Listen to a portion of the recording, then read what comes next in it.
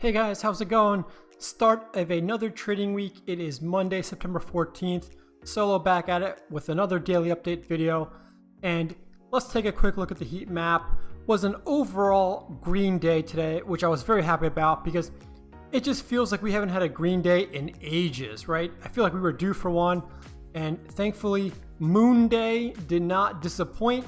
So big tech, Apple up 3%, Microsoft was pretty much flat, Google flat, Facebook flat, Amazon flat, but semis had a nice pop. So if you didn't know, Nvidia has suggested that they're going to buy ARM.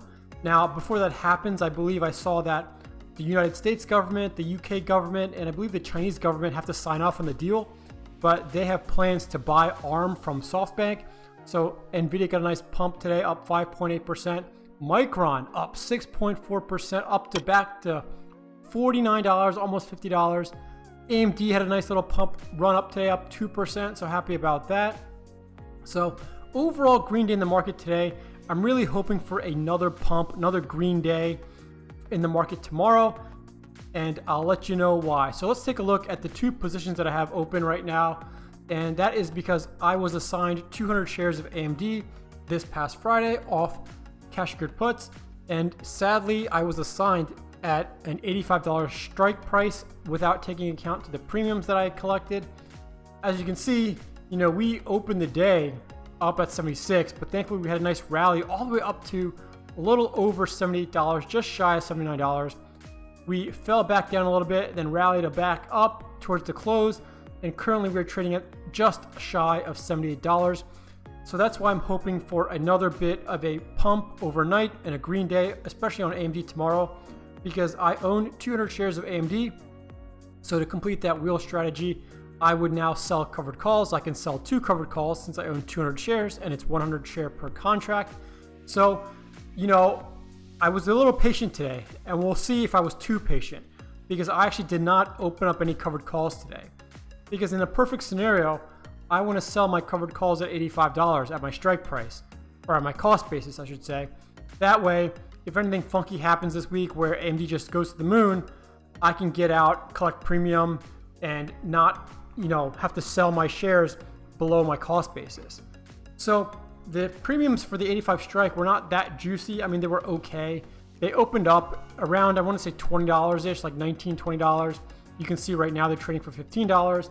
Just to do some quick math, $15 on $8,500 of collateral or capital that's tied up in each contract. That's going to be a return on capital of just shy of 0.2%. So really not that great. But that's why I'm hoping for a pump on AMD, because the closer I am to the money, meaning the closer the share price is to 85 or where I want to sell my strike at, then the more premium that I will collect, right? The higher return on capital. So I'm holding out for another green day tomorrow, because let's say tomorrow AMD can get up to like $80 per share by end of day or somewhere during the middle of the day.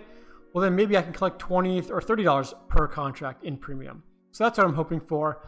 Let's take a look at the trading view chart on AMD. So this is the daily chart. So each candle represents one trading day. As we can see, not a lot of movement today. I mean, we were about 76.42 to about 78.77 in terms of the daily high and low. You can see we closed in the green, so we closed just shy of $78, and we're still trading between what I think is a support level here at about $75 and a resistance level at $83.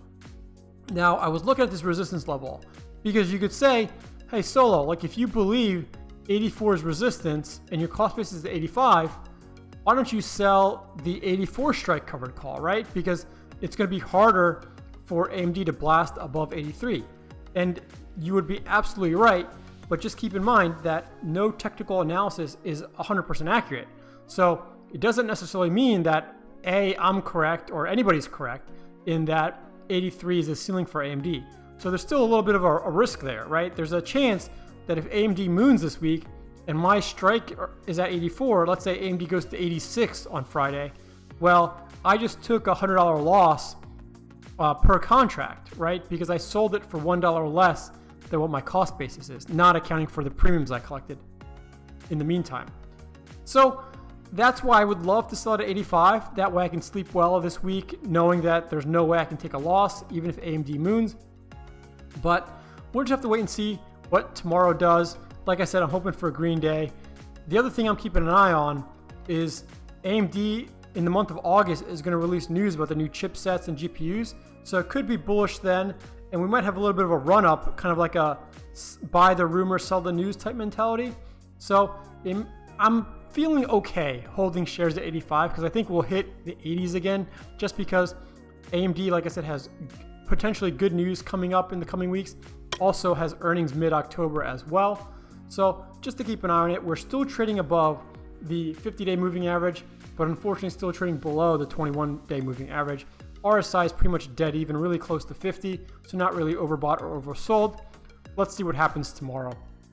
Now, my other positions that I have open are on Space or Virgin Galactic. That also had a nice pump today. I mean, we were up 5% today, which I love Space for doing that because, again, I own 200 shares of Virgin Galactic at $19 per share. We opened the day up 1.5%. We opened the day at 1681, and currently we're trading at 1735. So almost $1 up today. You can see we were up 83 cents during trading hours, which is a little over 5%. So I'm hoping for another green day on Space. By last check, there were 4 analysts that were following Virgin Galactic, and all 4 of them have buy ratings. And I believe one of them set a price target for $25 on Virgin Galactic. So if that happens, and I still own shares, I could potentially get $600 per contract in stock appreciation, right? Because $25 is $6 away from my cost basis at 19, not accounting for any of the premiums I collected on the way. But I'm hoping for another green day tomorrow because, again, selling covered calls on Virgin Galactic at $19, I wasn't collecting that decent premium. I found this week in general, looking at any of the tickers I usually play, the premiums just were not juicy across the board. But for some weird reason, if I looked at premiums the following week, like let's say September 25th, the premiums were very juicy. So if we have another green day tomorrow on Space and AMD, I might look into opening up weekly options that are not for this Friday, but for 2 weeks out, for September 25th, just because for whatever reason, the premiums across the board this week just weren't juicy enough for me. So we'll have to see what happens tomorrow, but I may open up positions 2 weeks out because the odd thing is, let's just take a look at the 19 strike. So if I opened up this covered call for this Friday, September 18th, I would collect $10 in premium. Now, if I went to the following Friday, same 19 strike, I collect $33 in premium. So over triple that amount. Usually, if you add up the weekly premiums to, let's say, like $10 plus $10 for this week, as opposed to one option that's 2 weeks out, usually the weekly options add up to more than the longer dated option.